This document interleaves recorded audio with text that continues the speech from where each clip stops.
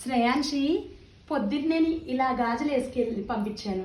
ఇలా 2 గాజులు కొని పంపించాను నేను. ఇలా స్కూల్ నుంచి వచ్చేటప్పటికి ఇదిగో ఒక గాజు లాగా కట్ అయిపోయింది. ఒకటి ఇదిగో. దీన్ని అసలు ఇలా ఎలా చేసావు? అలాగా ఇలా సర్కిల్గా ఉన్న గాజులు ఈ షేప్స్ ఎలా వచ్చినాయి నీకు?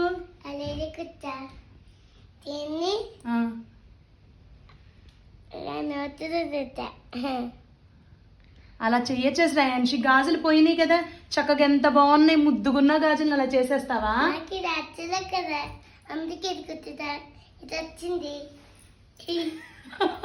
నచ్చకపోతే అలా తీసేస్తావా?